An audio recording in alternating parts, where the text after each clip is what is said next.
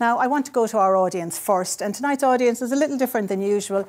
Many people are here in our audience because they have a very personal stake in this issue, but we have a wider audience as well, and I want to get a sense of where everyone tonight is coming from. So maybe if I can just ask you first, if you could raise your hands if you identify, who in this audience identifies as Catholic? Almost everyone. Yeah, there's a few hands stay down there. If I can ask you now, how many people were at Mass last Sunday? Okay, so quite a few who would consider themselves Catholic weren't at Mass last Sunday at least. Can I ask you yourself, your hand didn't go up there. Yeah. So we'll just get a mic over to you. Why weren't you, if you consider yourself Catholic, why weren't you at Mass on Sunday? Well, I find actually that going to Mass can be sometimes quite boring. And so I find that I can get more out of nature, walking the roads, going to the park, spending that time with my family while I can talk to them. And I go to Mass to be with like-minded people.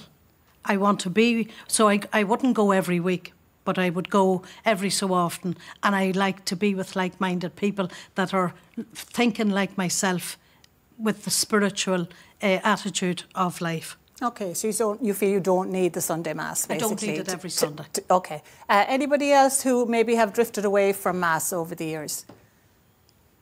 Yes, yourself. I find that there is a place for Mass, but also being from a farming background and being a farmer, I find that I think it's very grounding. I have 2 little girls, and I find it very grounding to have them just to come out and work on the farm and see life and see death. And for me, it's a great ethos for them going forward in their lives. And I'm not saying I do go to Mass and that, but not necessarily every Sunday. And if they want to have that choice to come out, and last year they were in Pert Lambs and they have their own calves, and if they die, they die, and if they live, they live. Unfortunately, that's life, and I think it's great for them. I want to go to the 2 ladies beside you there, because I mentioned there in the introduction that some people think, let it wither on the vine. Do we really need to save the church? And you're a gay couple. What do you think about the church now?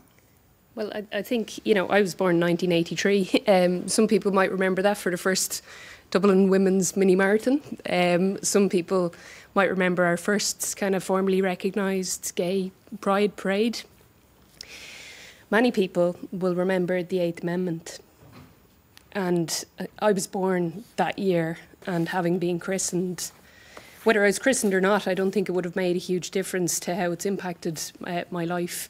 Thankfully, not as directly as the thousands upon thousands of women who have come through this country and haven't been able to access adequate health care.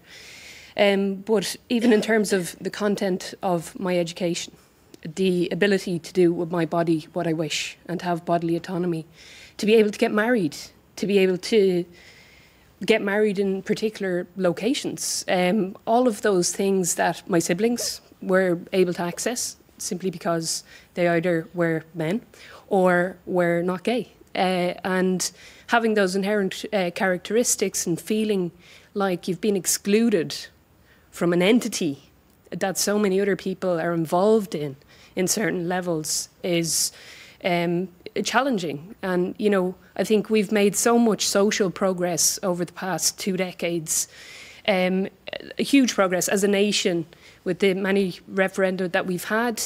And it's amazing to see that rapid change in my lifetime, let alone the future generations being able to benefit from that. And I just wonder how much more progression and how much more positive social initiatives could we move on with if we didn't have those barriers, and if we didn't have an institution that could, at its core, unite so many people and has served simply to exclude so many more. Okay, we will again. I'll be bringing that back to the panel as we move through tonight's programme. But I want to go to yourself now, and thank you for that. I want to go to yourself, Father Michael Toomey. Now, people at home might know you if they watch the Mass on their RT News now. You give us the Monday Mass every week. Yeah. You're also, of course, the parish priest administrator of 3 parishes in Tipperary and Waterford. And that means you are looking after 7 churches. Yes, that's right. That's a lot of masses. It's a lot of masses, a lot of churches, but it is very difficult, very challenging. I am, as you say, administrating 3 parishes, which is 7 churches, 5 primary schools. I'm also chaplain in the high school in Clonmel. But I do have 2 priests who assist me. They are both retired. But we are at the moment... I understand one of them is quite elderly at this Quite elderly. He's 90, but he's actually going on 18. He's absolutely powerful. He's a great, formidable force. But the whole challenge for me at the moment is we're sitting down now in the next week or 2 with our parish councils, because it's very important to communicate with them. We need to discuss what happens if either or both of the priests are not available. It physically will be impossible to celebrate 7 masses over a weekend. So we need to have these discussions, and we have started in our own diocese of Waterford and Lismore. How are we going to plan for the future with the lack of priests? And, you know, how can we make the church still relevant? How can we celebrate the sacraments, which is obviously what I was ordained to do? How can I bring God and the love of God and Christ into the Catholic faith for those that wish to partake in it? I know that this, I mean, you can see this is only going one way. Yeah, absolutely.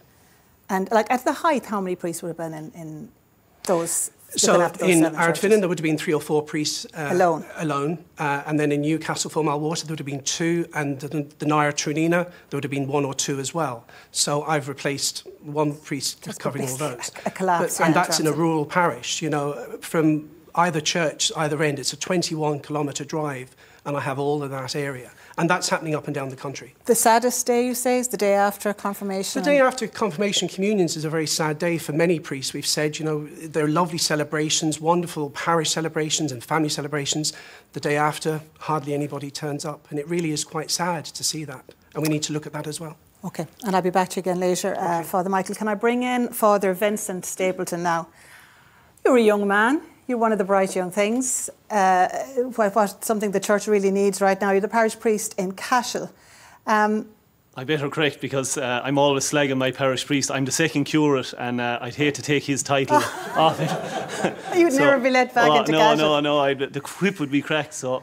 I know. Now, again, it's the same story, isn't it? Where you were there, and I know actually you did lose some colleagues, a number of colleagues recently. In the last maybe 6 weeks, we had 3 priest funerals, and it just opens up little cracks in our diocese, you could say, because I think we've 3 priests now who are administrating 2 parishes, and we're beginning to, I suppose, try to react and even be a little proactive in ways. I suppose the synodal process is an attempt. It's quite a slow attempt to adjust. We're combining parishes. We're trying to empower pastoral teams. And in my own parish, like it's a very lively place. We have a working pastoral team that assists the 3 priests. We're lucky to have 3 priests in a parish that had 7 in its prime. It had a seminary. It had palatines. It had religious orders, Ursulines presentations. But our parish is very vibrant. You know, we had huge numbers at Christmas. We have lots of people involved, great music ministry, so lots of life. But like I do find myself stretched. Like I had 6 weddings from the 8th of December, 3 funerals at Christmas, and then throw in all the Christmas stuff as well. And like I was lucky, I got because I have 2 colleagues who can cover me, I got away last Monday to Friday. But yeah, quite stretched. And actually, even just today, our under 65s met, all the priests in Thurles, and some of them spoke about their tiredness and you know, taking on the extra parishes and but the bishop has put that in place as part of our listening process to allow them to speak into that. So.